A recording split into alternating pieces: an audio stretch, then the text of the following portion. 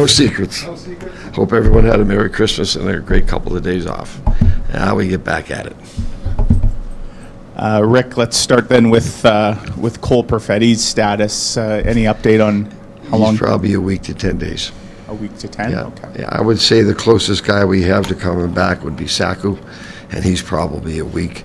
Everyone else is 2+. So Nikolai Ehlers would still be in that 2+ category? Yeah. He skated, though, again today? Yeah, they're skating, so there's progress, but they're not, it's not imminent.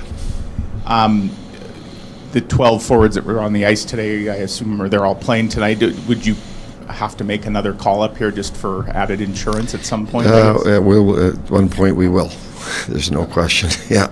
That's it, 12. There's no lineup decisions to make. The one, I guess, change is you're going to start the game. It looks like how you finished the other night with your top line a little bit different configuration. So maybe just the thought process behind kind of loading up that line and having Mark on the wing. Well, injuries force you into situations that you just have to adjust to, adapt to the best you can. So we did finish with it. We'll see how it goes tonight. Yeah, I'm glad you said that. You're going to start doesn't mean you're going to finish. So I'm glad you made that point. So yeah, we'll see where it goes. They're our best players. We have last change. In saying that, we have to start winning more face-offs so we can control that a little bit better. But yeah, they're our best players, and we'll see where it goes. Is that something, Rick, where because you're the home team, you're maybe a little more comfortable going with something like that as opposed to on the road and the matchups that the other team could control a bit more? Yeah. But then again, when we were down in the third, it's let's go. Let's go for it here. So yeah, it all depends on the situation. Yeah, what are the advantages of loading up a line like that, and what are the drawbacks of it?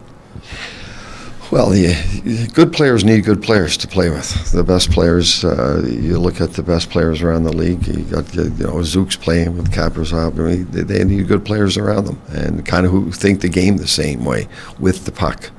The disadvantage would be, there's only a disadvantage if it doesn't work. We'll see how it works. We don't know if it's going to work until we try it. Mark's played a little bit at wing. I've talked to them all. They're comfortable with it. They still have to be responsible defensively without the puck. But I don't have an answer to that until we see if it works. It's been one period. If we don't like it, plan B. What do you need out of the three other lines? Well, they need to be good forechecking lines and spend a lot of time in the O-zone and jam the net and be physical. All the little things we need those guys to do. They need to get pucks deep. They need to bang, crash the net, get our defensemen involved in the O-zone, but spend time in the O-zone and being physical and being aggressive forechecking lines. How do you see the competition developing on the 5-6 slots on the back end? It looks like Villy will come out, Kyle and Dylan will be in. Or? Yeah, that's Dylan will go back in tonight, and some of it has to do with the way Minnesota plays as well. So we've got the luxury of having one extra defenseman, and we'll just we'll keep them moving in and out. And if do we want someone to step up here and take it? Absolutely. So we have to give them all that fair, equal opportunity, which we think we have done to this point. Talked a lot about responses this year. What kind of response? I mean, I know it's over a month ago, but the Minnesota game was probably the one you enjoyed the least. What kind of response are you hoping from your group today? I'm confident that we'll respond. This group has responded all year, and I know we'll go out there and compete. And everybody says, you owe them. Well, we owe it to ourselves to go out there and prove that we're a much better team than when we played in their last game, and give them credit. They had a great game. We didn't. They took advantage of it. So we owe it to ourselves to go out there tonight and prove to ourselves that we are a better team. Pierre-Luc mentioned it too. I mean, you guys are now the hunted. The Wild are only 3 back with the game in hand. What have you learned about your group about being the hunted so far? Well, one thing about this group, with the schedule and the injuries and everything, we've always said no excuses. We're going to find solutions here. And last week was an incredibly tough week. There's no question. You play 5 games in 7 nights, and you're starting in Vancouver, and you end up in Washington. But our guys kept fighting. It was 3-1 the third period. Our guys kept fighting. We had some great looks in the third period.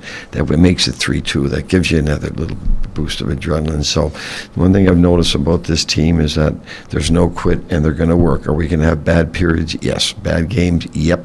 But they're going to keep working. And I was, even in Boston, like, they got control of the game. When we took those penalties, we came back, and at least they kept working regardless of the score. And so that's what we've certainly know. There's a lot of fight in this team, and there's a lot of character, and there's a lot of care. You judge a player by how much he cares, by his work ethic and his compete, and we've got no complaints there whatsoever.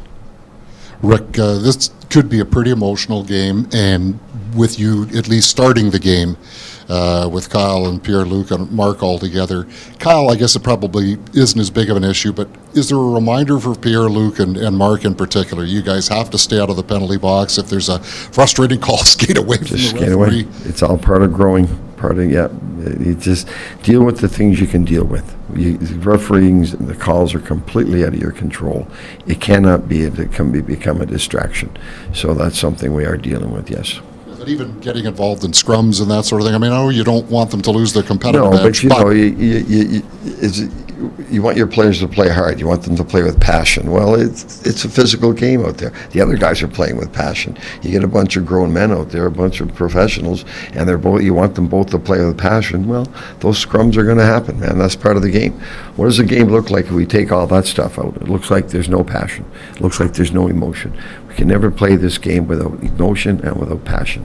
You have to have it.